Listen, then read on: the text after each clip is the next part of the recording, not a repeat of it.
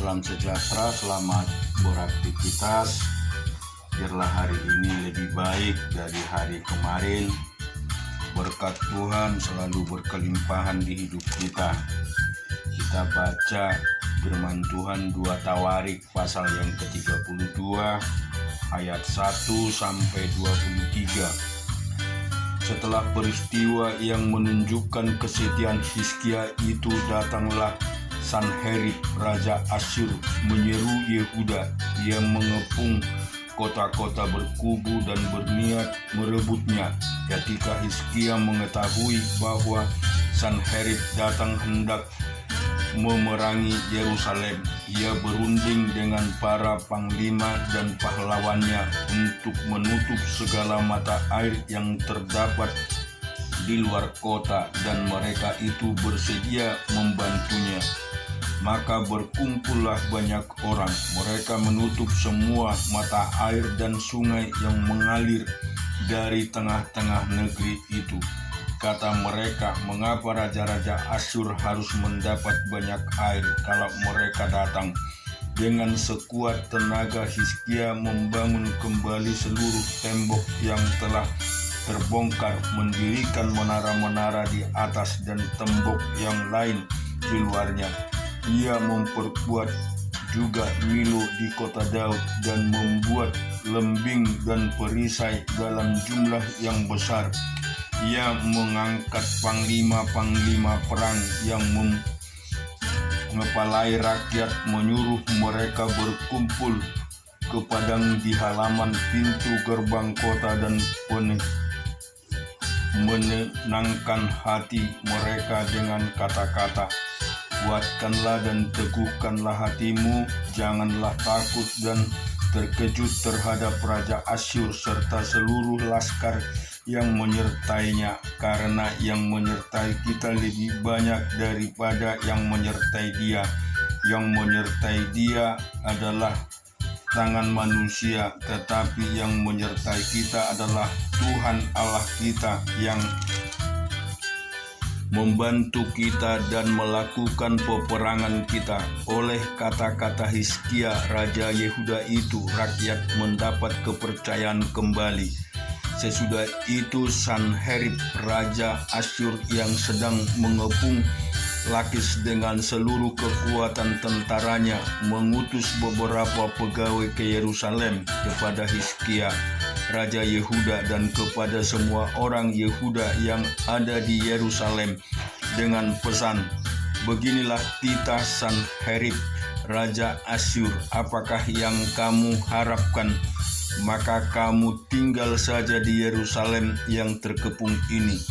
Bukankah Hizkia memperdayakan kamu supaya kamu mati kelaparan dan kehausan dengan mengatakan, Tuhan Allah kita akan melepaskan kita dan tangan Raja Asyur? Bukankah Hizkia ini yang menjauhkan segala bukit pengorbanan dan mezbah Tuhan itu, dan berkata kepada Yehuda dan Yerusalem, hanya di depan satu mezbah kamu harus sujud menyembah dan membakar korban di atasnya. Tidakkah kamu ketahui apa yang aku dan nenek moyangku lakukan terhadap semua bangsa negeri-negeri lain?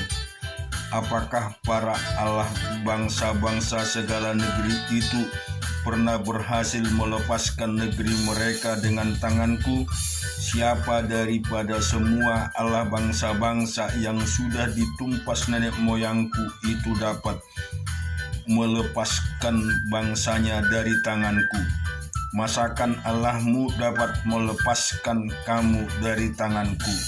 Sekarang janganlah Hizkia memperdayakan dan membujuk kamu seperti ini.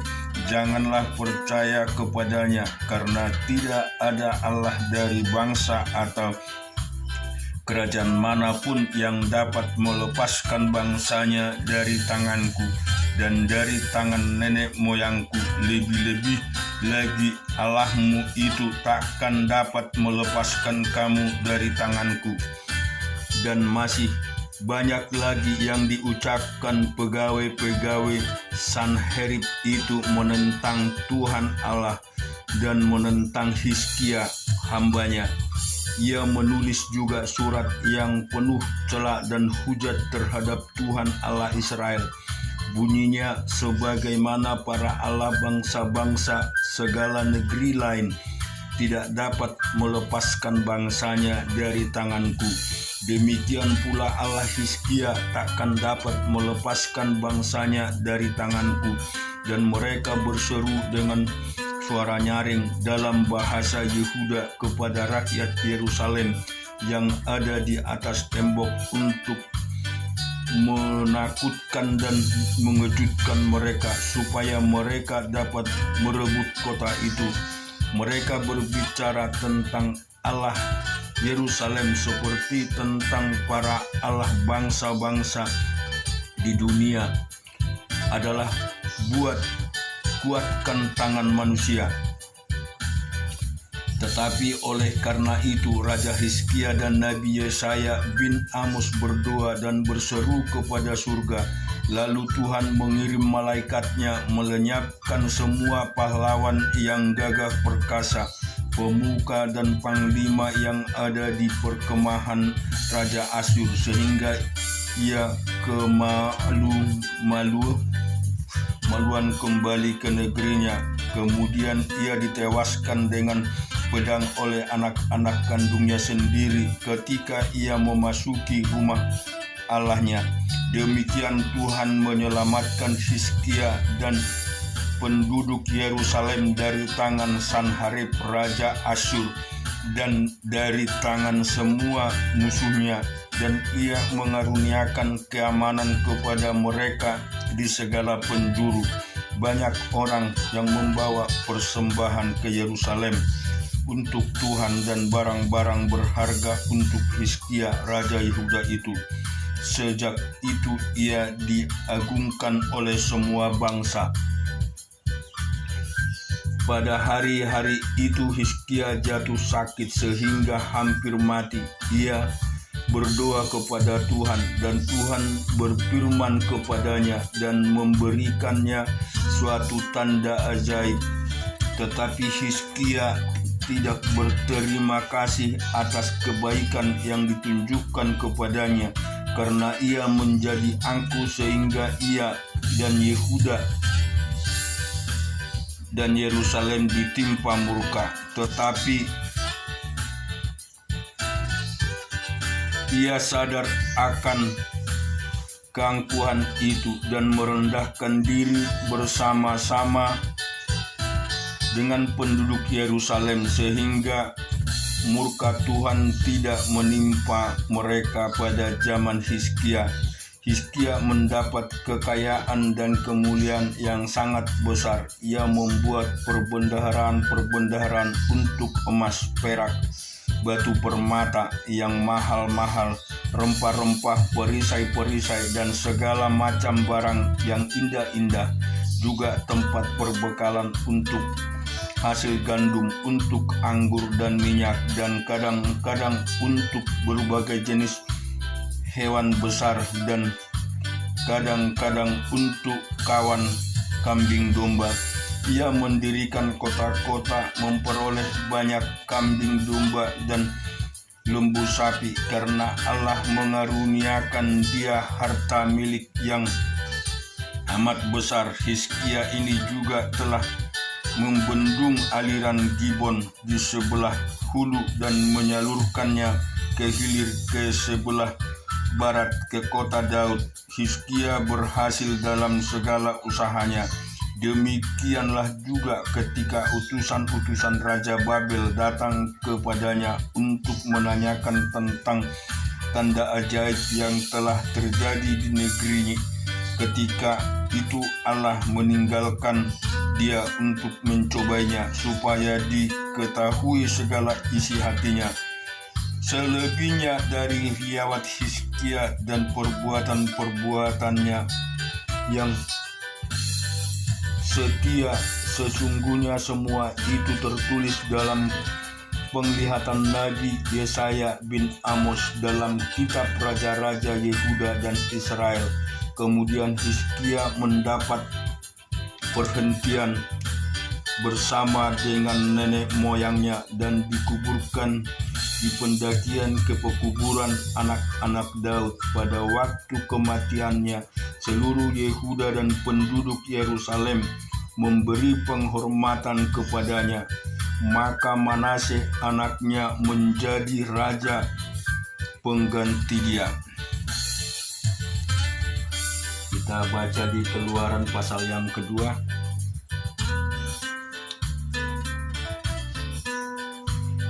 Seorang laki-laki dari keluarga Lewi kawin dengan seorang perempuan Lewi, lalu mengandunglah ia dan melahirkan seorang anak laki-laki. Ketika dilihatnya bahwa anak itu cantik, disembunyikannya 3 bulan lamanya, tetapi ia tidak dapat menyembunyikannya lebih lama lagi. Sebab itu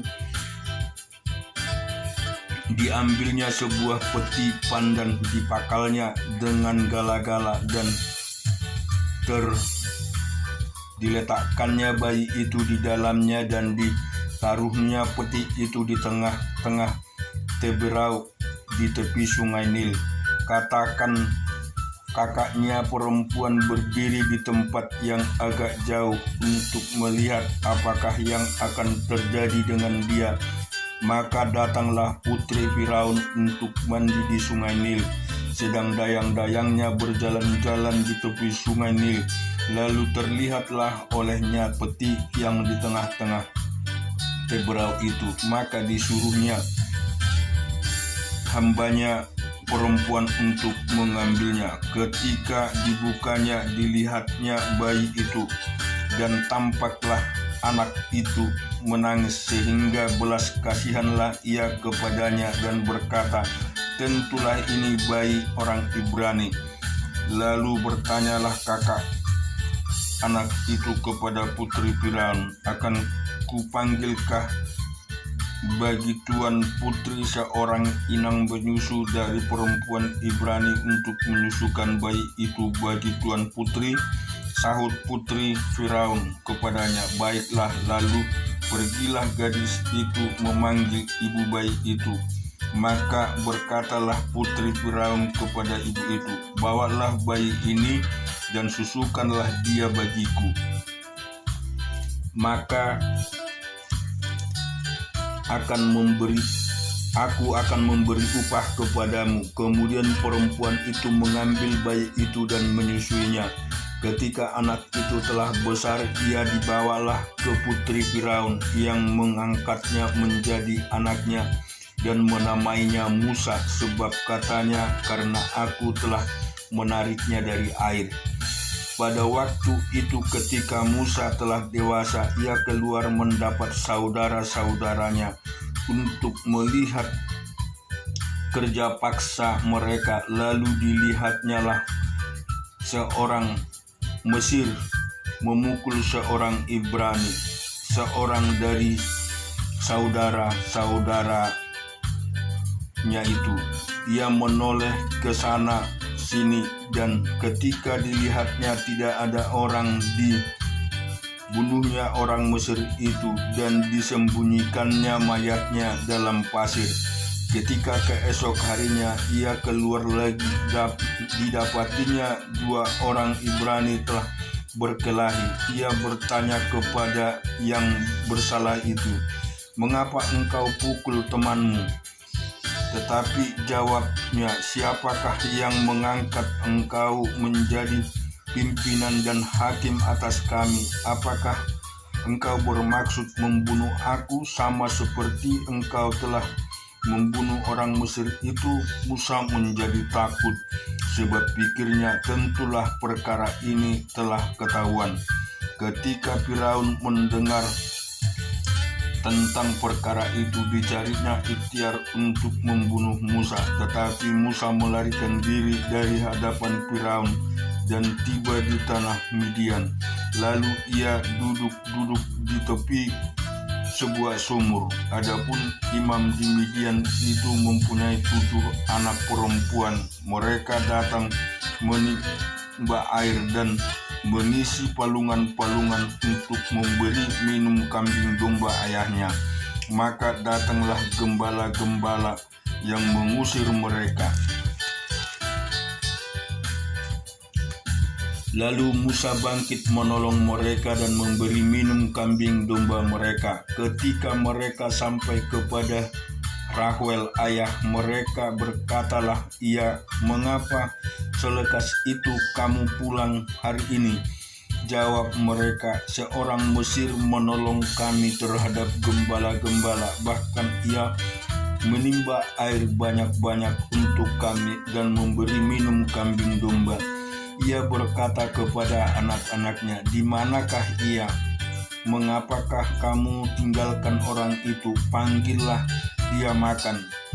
Musa bersedia tinggal di rumah itu, lalu diberikan Rahuelah Zipora anaknya kepada Musa. Perempuan itu melahirkan seorang anak laki-laki, maka Musa menamai Gersom, sebab katanya, "Aku telah menjadi seorang pendatang negeri asing."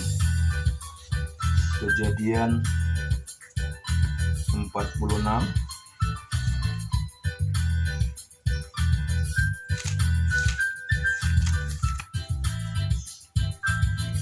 ayat 1 sampai 34.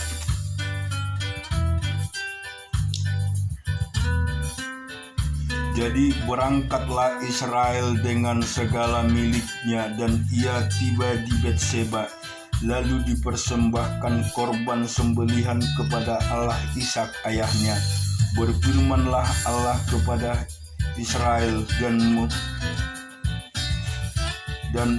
melihatkan waktu malam. "Yakub, Yakub," sahutnya, "Ya Tuhan." Lalu firman-Nya, "Akulah Allah, Allah ayahmu. Jangan takut pergi ke Mesir, sebab aku akan membuat engkau menjadi bangsa yang besar di sana. Aku sendiri akan menyertai engkau pergi ke Mesir, dan tentulah aku juga akan membawa engkau kembali, dan tangan Yusuflah yang akan mengatup kelopak matamu nanti." Lalu berangkatlah Yakub dari Betseba dan anak-anak Israel membawa Yakub ayahnya, mereka beserta anak istri mereka, dan mereka memiliki kereta yang dikirim Firaun untuk menjemputnya. Mereka membawa juga ternaknya dan harta bendanya yang telah diperoleh mereka di tangan kanannya. Lalu tibalah mereka di Mesir, yakni Yakub dan seluruh keturunannya bersama-sama dengan dia, anak-anak dan cucu-cucunya laki-laki dan perempuan, seluruh keturunan dibawalah ke Mesir. Inilah nama-nama Bani Israel yang berangkat ke Mesir, yakni Yakub beserta keturunannya. Anak sulung Yakub ialah Ruben. Anak-anak Ruben ialah Henok, Palu, Hesron, dan Karmi. Anak-anak Simeon ialah Yemuel, Yamin, Ohad, Yabin, dan Zohar serta Saul, anak seorang perempuan Kanaan. Anak-anak Lewi ialah Gerson, Kehat, dan Merari. Anak-anak Yehuda ialah Onan, Sela, Peters, dan Jerah. Tetapi dan Onan mati di tanah Kanaan. Dan anak-anak Peres ialah Hesron dan Hamul. Anak-anak Isakar ialah Tola, Pua, Ayub, dan Simron. Anak-anak Jebulon ialah Seret, Elon, dan Yalel. Itulah keturunan Lea yang melahirkan bagi Yakub di padang Aram anak-anak lelaki serta Dina juga anak yang perempuan. Jadi seluruhnya laki-laki dan perempuan berjumlah 33 jiwa. Anak-anak Gad ialah Zibon, Bagiuni, Esbon, Eri, Abodi, dan Aredi. Anak-anak Aser ialah Yima, Yiswi, dan Beria. Serah ialah saudara perempuan mereka, dan anak-anak Beria ialah Heber dan Mikael. Itulah keturunan Zilpa, yakni hamba perempuan yang telah diberikan Laban kepada Lea, anaknya perempuan, dan yang melahirkan anak-anak bagi Yakub, seluruhnya 16 jiwa. Anak-anak Rahel istri Yakub ialah Yusuf dan Benyamin. Bagi Yusuf lahir Manase dan Efraim di tanah Mesir, yang dilahirkan baginya oleh Asnat, anak perempuan Potifera, imam di On. Anak-anak Benyamin ialah Bela, Beher, Asbel, Gera, Naaman, Eri, Rosa, Hupim, dan Aret. Itulah keturunan Rahel yang telah lahir bagi Yakub, seluruhnya berjumlah 14 jiwa. Anak Dan ialah Husim. Anak-anak Naftali ialah Yazel, Zuni, Yeser, dan Sikem. Itulah keturunan Bilka, yakni hamba perempuan yang diberikan Laban kepada Rahel anaknya yang perempuan, dan yang melahirkan anak-anak itu bagi Yakub, seluruhnya berjumlah 7 jiwa. Semua orang yang tiba di Mesir bersama-sama dengan Yakub, yakni anak-anak kandungnya dengan tidak terhitung istri anak-anaknya, seluruhnya berjumlah 66 jiwa. Anak-anak Yusuf yang lahir baginya di Mesir ada 2 orang. Jadi keluarga Yakub yang tiba di Mesir seluruhnya berjumlah 70 jiwa. Yakub menyuruh Yehuda berjalan lebih dahulu mendapatkan Yusuf, supaya Yusuf datang ke Gosen menemui ayahnya. Sementara itu sampailah mereka di tanah Gosen. Lalu Yusuf memasang keretanya dan pergi ke Gosen mendapatkan Israel ayahnya. Ketika ia bertemu dengan dia, dipeluknyalah leher ayahnya dan lama menangis pada bahunya. Berkatalah Israel kepada Yusuf, "Sekarang bolehlah aku mati setelah aku melihat mukamu dan mengetahui bahwa engkau masih hidup." Kemudian berkatalah Yusuf kepada saudara-saudaranya dan kepada keluarga ayahnya itu, "Aku mau menghadap Firaun dan memberitahukan kepadanya saudara-saudaraku dan keluarga ayahku yang tinggal di tanah Kanaan telah datang kepadaku. Orang-orang itu gembala kambing domba, sebab mereka itu memelihara ternak, dan kambing dombanya, lembu sapinya, dan segala miliknya telah dibawa mereka. Apabila Firaun memanggil kamu dan bertanya, 'Apakah pekerjaanmu?' maka jawablah, 'Hamba-hambamu ini pemelihara ternak sejak dari kecil sampai sekarang, baik kami maupun nenek moyang kami, dengan maksud supaya kamu boleh diam di tanah Gosen. Sebab segala gembala kambing domba adalah suatu kekejian bagi orang Mesir." Amin. Tuhan memberkati.